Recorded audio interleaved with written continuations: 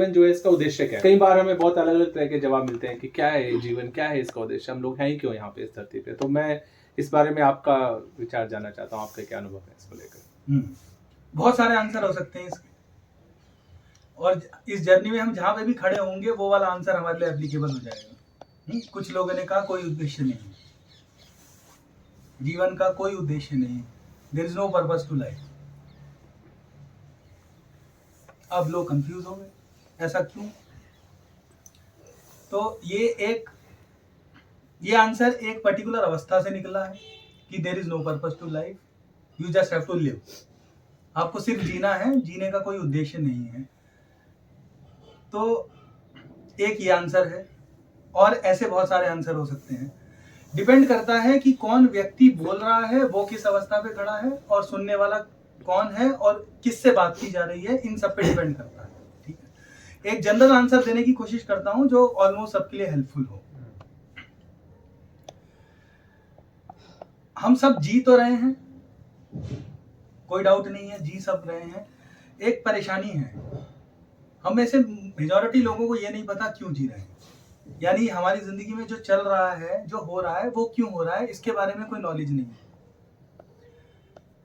इसको दूसरी भाषा में अगर बोलना है तो हम ऐसे बोल सकते हैं कि दुनिया में जो कुछ भी हो रहा है, सोसाइटी में जो कुछ भी हो रहा है, और हमको जो दिखाई देता है वहां होता हुआ, हमको वही सब ठीक लगने लगता है। ठीक, तो उससे इन्फ्लुएंस होते हैं और वही सब अपने जीवन में अपना के उसी तरीके से जीने लगते हैं और कहते हैं जीना इसी का नाम है। ये अपने आप में एक बहुत बड़ा चैलेंज है।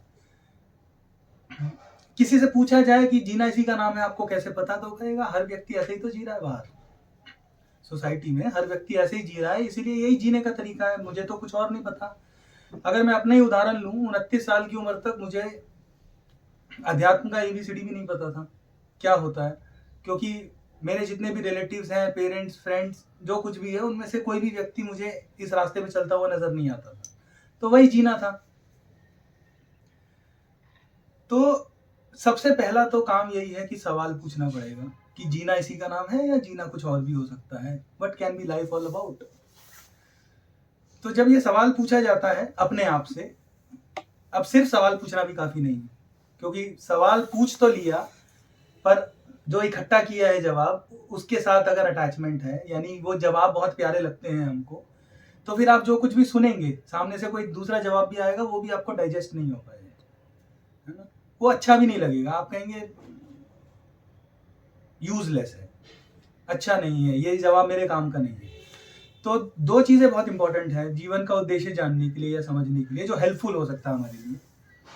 उसमें सबसे पहली चीज ये है कि हम सवाल पूछें, और सवाल खुद को ड्रॉप करके पूछें, यानी अपनी मान्यताओं या जो भी मेरा थॉट प्रोसेस है उसको साइड में रख के फिर मैं ये सवाल पूछूं अपने आप से कि जीना क्या है, और किसी सही व्यक्ति से पूछूं शायद जो गाइडेंस दे पाए, है ना। अपने आप तो जवाब मिलेगा नहीं, क्योंकि अपने आप अगर मेरे पास वो जवाब होता तो मेरी जिंदगी शायद बदल चुकी होती, या हर व्यक्ति की बदल चुकी होती। तो जब हम खुद को ड्रॉप करके सवाल पूछते हैं कि जीवन का पर्पस क्या होना चाहिए या जीना किस तरीके से होना चाहिए, तो एक नया जीवन सामने आ सकता है। ये नया जीवन क्या है, हम में से अधिकतर लोग बिल्कुल भी नहीं जानते कि हम कितने बेचैन हैं अंदर से, कितने रेस्टलेस हैं। ठीक है, और हम कुछ ना कुछ पाने, कुछ ना कुछ अचीव करने के पीछे कितनी लंबी दौड़ लगा रहे हैं, और कितने सालों से लगा रहे हैं, या पता नहीं कितने समय से लगा रहे हैं, हमें पता भी नहीं। किसी से भी पूछेंगे अगर आप ये तो कहेगा इसमें दौड़ क्या है, यही तो जीना है ना, यहीं पे बात अटक जाती है। पर अगर वो सवाल पूछा और आपने अपने थॉट प्रोसेस को ड्रॉप किया, तो समझ में आएगा कि हाँ भाई, ये तो एक रेस लगी हुई है, एक दौड़ है जो एंडलेस है, इसका कोई अंत नहीं होता। आपने कुछ एक चीज पाली, उसके बाद फिर दूसरी की लालसा उठेगी, चाहत उठेगी, फिर तीसरी की, फिर चौथी की, और आप पूरी करते करते एक दिन अल्लाह को प्यारे हो जाएंगे, भगवान को प्यारे हो जाएंगे। कड़वा सच है। तो इसलिए सवाल पूछना पड़ेगा कि ये जो दौड़ में हम लगे हुए हैं, ये दौड़ क्या किसी काम की है? और वो दौड़ अगर आपको दिखाई देने लगी कि मैं सही में दौड़ रहा हूं, तो एक ठहराव आने लगेगा, कहीं ना कहीं आप रुक जाएंगे। वो रुक के आप कुछ समझने की कोशिश करेंगे, तो बेसिकली आपको अपनी बेचैनी दिखाई देने लगेगी। हम में से बहुत लोग ऐसे हैं जिनको वो बेचैनी दिखाई नहीं देती, अपनी रेस्टलेसनेस नहीं दिखाई देती। तो रेस्टलेसनेस और वो बेचैनी जो अंदर छुपी हुई है, दबी हुई है, जब वो दिखाई देने लगेगी तो समझ में आएगा कि नहीं, ये बेचैनी के साथ जीना जो है वो जीने लायक नहीं है। इसका मतलब मैं शांति से जीना चाहता हूँ, शांति से जीना चाहता हूँ और इस बेचैनी को खत्म करना चाहता हूँ।